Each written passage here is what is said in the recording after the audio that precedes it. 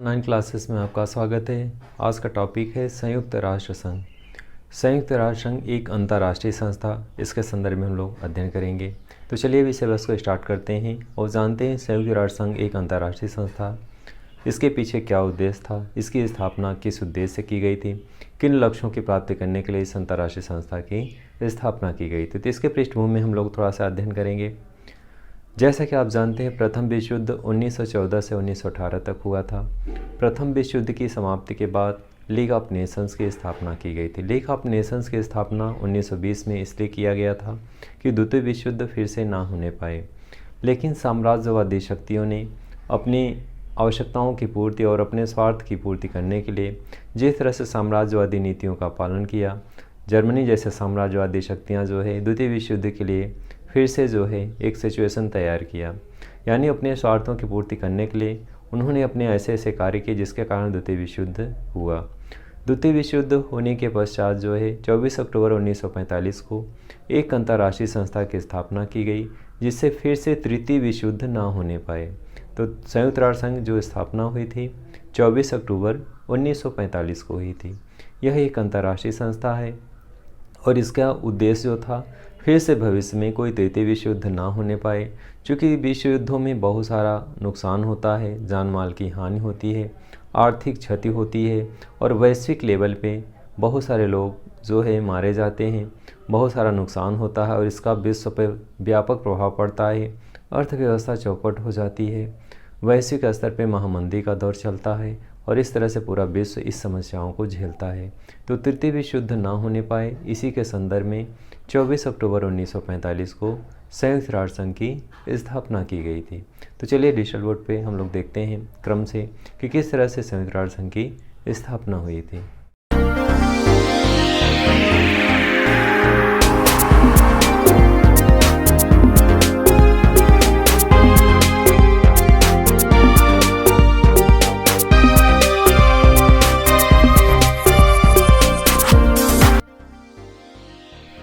Dear student, जैसा कि आप जानते हैं, संयुक्त राष्ट्र संघ एक अंतर्राष्ट्रीय संगठन। यह संगठन जो है वैश्विक लेवल पे इसलिए बनाया गया था कि वैश्विक लेवल पे देशों में शांति व्यवस्था बनी रहे। तो इस तरह से संयुक्त राष्ट्र संघ के जो अपने उद्देश्य थे, अपने लक्ष्य थे, उन लक्ष्यों की पूर्ति करने के लिए इनके संदर्भ में इस संगठन को बनाया गया था। संयुक्त राष्ट्र संघ की भाषाएँ कौन कौन है उसके संदर्भ में हम लोग अध्ययन करेंगे। तो संयुक्त राष्ट्र संघ ने 6 भाषाओं को राजभाषा स्वीकृत किया: अरबी, चीनी, अंग्रेजी, फ्रांसीसी, रूसी और स्पेनी। परंतु इनमें से केवल 2 भाषाओं को संचालन भाषा माना जाता है, अंग्रेजी और फ्रांसीसी को। तो 2 भाषाएं क्या हैं, इन्हीं के माध्यम से इनको संचालन भाषा के रूप में माना जाता है। डियर स्टूडेंट, संयुक्त राष्ट्र संघ के उद्देश्य के संदर्भ में हम लोग अध्ययन करेंगे। संयुक्त राष्ट्र संघ के निम्न उद्देश्य हैं: अंतर्राष्ट्रीय शांति और सुरक्षा बनाए रखना और इस उद्देश्य में निम्नलिखित कार्यों के लिए प्रभावी और सामूहिक रूप से कदम उठाना। जिन बातों से शांति भंग होने का खतरा हो उन्हें रोकना या दूर करना और आक्रामक या शांति भंग करने वाले कार्यों या तत्वों की समाप्ति करना तथा न्याय एवं अंतर्राष्ट्रीय विधि के आधार पर शांतिपूर्ण साधनों से उन अंतर्राष्ट्रीय झगड़ों, विवादों या संकटपूर्ण स्थितियों को सुलझाना या तय करना जिनके कारण शांति भंग होने की आशंका हो। इसी क्रम में विभिन्न राष्ट्रों के बीच मैत्रीपूर्ण भावना की स्थापना करना। नेक्स्ट है आर्थिक, सामाजिक, सांस्कृतिक एवं मानव कल्याण संबंधी अंतर्राष्ट्रीय समस्याओं को सुलझाने के लिए अंतर्राष्ट्रीय सहयोग प्राप्त करना तथा मानवाधिकार के लिए किसी प्रकार की जाति, लिंग, भाषा या धर्म पर आधारित किसी भेदभाव के बिना सबकी मौलिक स्वतंत्रता के लिए आदर की भावना को बढ़ावा और प्रोत्साहन देना। तो इस तरह से संयुक्त राष्ट्र संघ के 3rd उद्देश्य है, जिनके संदर्भ में संयुक्त राष्ट्र संघ अपने उद्देश्यों की पूर्ति करने में सफल रहा। नेक्स्ट है इन सामान्य उद्देश्यों की पूर्ति के लिए विभिन्न राष्ट्रों द्वारा किए गए कार्यों में समन्वय स्थापित करने के लिए एक केंद्रीय संगठन के रूप में कार्य करना। डियर स्टूडेंट, नेक्स्ट है अब संयुक्त राष्ट्र संघ के अंतर्राष्ट्रीय संगठन के अंग कौन कौन से हैं, तो इनके अंगों के संदर्भ में अध्ययन करेंगे।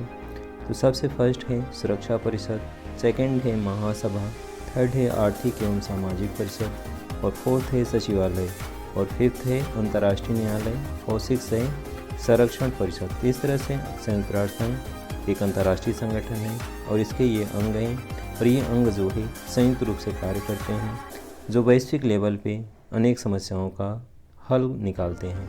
तो इस तरह से संयुक्त राष्ट्र संघ के ये प्रमुख अंग हैं। प्रत्येक अंग अपने अपने तरीके से कार्य करता है और अपने उद्देश्यों की पूर्ति करने के लिए, अपने लक्ष्यों को प्राप्त करने के लिए ये लगे हैं। तो इसके संदर्भ में हम लोग अध्ययन करेंगे। फर्स्ट है सुरक्षा परिषद। इसमें 5 स्थायी और 10 अस्थायी सदस्य होते हैं। स्थायी सदस्य संयुक्त राष्ट्र अमेरिका, ब्रिटेन, रूस, फ्रांस और चीन। इस तरह से 5 इसमें स्थायी सदस्य देश हैं और 10 इसमें अस्थायी सदस्य होते हैं। इन सदस्यों को वीटो पावर प्राप्त है और अस्थायी सदस्यों का निर्वाचन साधारण सभा द्वारा 2 वर्ष के लिए किया जाता है। सुरक्षा परिषद का मुख्य कार्य विश्व में शांति एवं सद्भावना बनाए रखना है। तो इस तरह से सुरक्षा परिषद में जो महत्वपूर्ण क्वेश्चन हैं आपको लर्न रखना है। इसमें सदस्यों की संख्या कितनी है? तो 5 स्थायी सदस्य हैं और 10 क्या हैं? अस्थायी सदस्य हैं। जो 5 स्थायी सदस्य हैं उनमें अमेरिका, संयुक्त राज्य अमेरिका है, ब्रिटेन है, फ्रांस है, रूस है, चीन है। तो अमेरिका, ग्रेट ब्रिटेन, रूस, फ्रांस और चीन इसके क्या हैं? स्थायी सदस्य देश हैं। और जो अस्थायी हैं उनका जो निर्वाचन होता है, तो इस तरह से अस्थायी सदस्यों का निर्वाचन साधारण सभा द्वारा 2 वर्षों के लिए किया जाता है। तो इस तरह से इसको लर्न रखना है कि इसमें कुल 15 सदस्य होते हैं, 5 स्थायी और 10 अस्थायी सदस्य होते हैं। इसी क्रम में आगे हम लोग बढ़ेंगे। अगला है महासभा। महासभा के अंतर्गत हम लोग अध्ययन करेंगे जिसे साधारण सभा भी कहते हैं। इसमें जो है संयुक्त राष्ट्र संघ के सभी सदस्य राष्ट्र साधारण सभा के सदस्य होते हैं, यानी संयुक्त राष्ट्र संघ के जितने सदस्य हैं सभी महासभा या साधारण सभा के सदस्य होते हैं। तो इसमें 193 सदस्य देश हैं। इनका कार्य है संयुक्त राष्ट्र संघ के महासचिव के पद के लिए चुनाव करना और दूसरा है महासभा के जरिए जो है महासभा के जरिए होता है और संयुक्त राष्ट्र संघ के बजट महासभा द्वारा निर्धारित होते हैं। तो 2 इनकी इस तरह से महत्वपूर्ण कार्य हैं। संयुक्त राष्ट्र संघ के महासचिव पद के लिए क्या करना है? इनका चुनाव करना है। और दूसरा कार्य क्या है? संयुक्त राष्ट्र संघ का बजट महासभा द्वारा निर्धारित होता है। तो इस तरह से बजट पास करना और संयुक्त राष्ट्र संघ के महासचिव पद के लिए क्या करना है? चुनाव करना है। तो इस तरह से इसके ये मुख्य कार्य हैं। इसी क्रम में हम लोग आगे बढ़ेंगे। तो महासभा जो होते हैं, प्रत्येक सदस्य जो होते हैं राष्ट्र को अपने 5 प्रतिनिधियों को भेजने का अधिकार है। तो इस तरह से महासभा के अपने कार्य हैं। इसके जो है अंतर्गत जो है इस सभा का जो अधिवेशन है सितंबर माह के तीसरे गुरुवार को प्रत्येक वर्ष होता है। तो ये लर्न करने वाली चीज़ है कि इस सभा का अधिवेशन कब होता है? सितंबर माह के तीसरे गुरुवार में। ये बहुत ही महत्वपूर्ण है प्रश्न, हमेशा आता है एग्जाम में। किसका अधिवेशन कब होता है? सितंबर माह के तीसरे गुरुवार को प्रत्येक वर्ष। तो इस तरह से इस चीज़ का ये महत्वपूर्ण बिंदु है।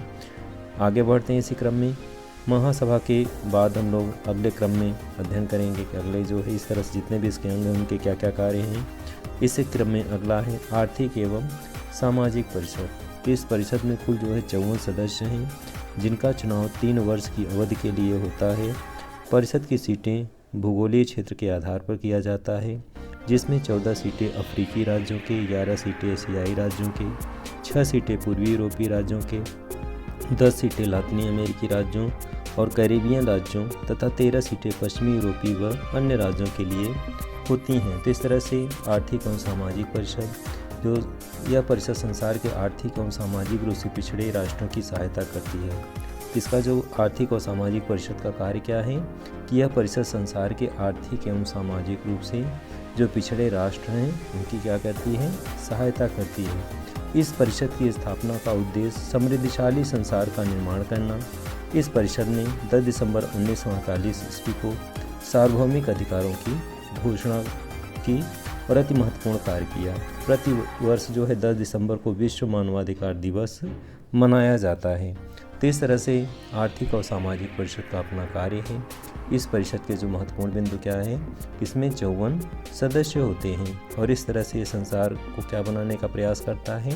आर्थिक एवं सामाजिक रूप से समृद्धि बनाने का प्रयास करता है। जो राष्ट्र आर्थिक रूप से पिछड़े हैं उन राष्ट्रों को विकास के क्रम में आगे बढ़ाना, उनकी सहायता करना, इस तरह से इस जो है आर्थिक और सामाजिक परिषद का प्रमुख कार्य है। इसी क्रम में आगे बढ़ेंगे। अगला है सचिवालय। यह संयुक्त राष्ट्र संघ जो है सचिवालय जो है इसके अंतर्गत हम लोग अध्ययन करेंगे। इसका मुख्य अधिकारी जो है महासचिव कहलाता है। तो यहाँ पे एक वेरी इंपॉर्टेंट टॉपिक है, एक क्वेश्चन है ये कि सचिवालय का जो मुख्य अधिकारी है क्या कहलाता है, महासचिव कहलाता है।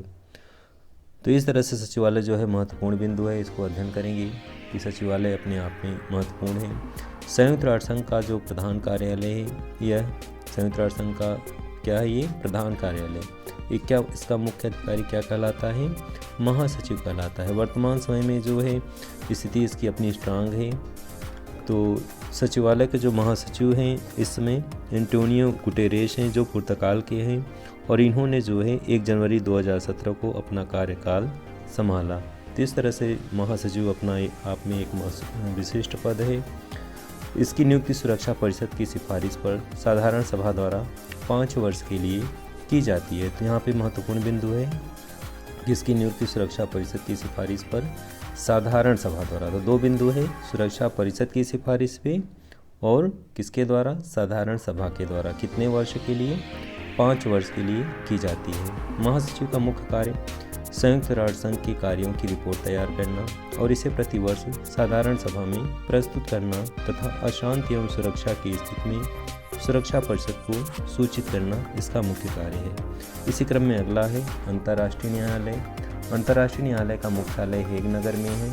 इसमें 15 न्यायाधीश होते हैं। इन न्यायाधीशों की नियुक्ति सुरक्षा परिषद और महासभा द्वारा 9 वर्ष के लिए की जाती है।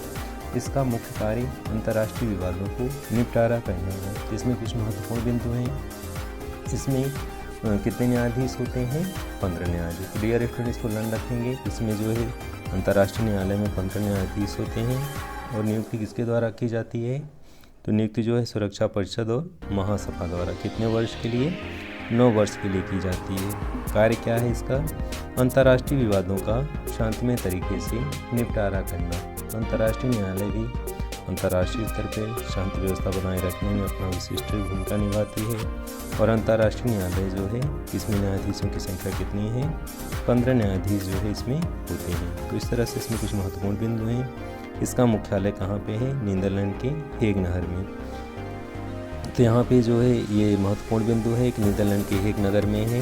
अक्सर एग्जाम में क्वेश्चन आते हैं, ज़्यादातर बार आए हैं क्वेश्चन। इसका मुख्यालय कहाँ पे है, नीदरलैंड के हेग नगर में। तो इस तरह से अंतर्राष्ट्रीय न्यायालय का मुख्यालय कहाँ पे है, नीदरलैंड के हेग नगर में। डियर स्टूडेंट, इसी क्रम में है प्रन्यास परिषद। सुरक्षा परिषद के 5 स्थायी सदस्य इस परिषद के सदस्य होते हैं। तो इस सुरक्षा परिषद के 5 स्थायी सदस्य इस परिषद के क्या होते हैं, सदस्य होते हैं। इस परिषद का मुख्य उद्देश्य क्या है, उन आर्थिक और सामाजिक रूप से पिछड़े देश की देखभाल करना जो संयुक्त राष्ट्र संघ के अधीन किए गए थे। वर्तमान समय में संरक्षित राज्य न रह जाने के कारण इस परिषद की उपयोगिता समाप्त हो गई है। तो डियर स्टूडेंट, प्रन्यास परिषद भी जो है अपने कार्यों में लगा हुआ था। किस तरह से इसकी जो जिम्मेदारी थी, जो उसके उत्तरदायित्व थे, उन उत्तरदायित्वों को ये पूरा करता रहा। तो इस तरह से प्रन्यास परिषद के उपरांत महासभा के जो संयुक्त राष्ट्र संघ के जो अंग हैं, जिनके अपने अपने कार्य हैं और ये अंतर्राष्ट्रीय लेवल पर अपनी विशिष्ट भूमिका निभाते हैं। तो डियर स्टूडेंट, इस तरह से संयुक्त राष्ट्र संघ के ये महत्वपूर्ण 6 अंग हैं जिसके संदर्भ में आपने अध्ययन किया।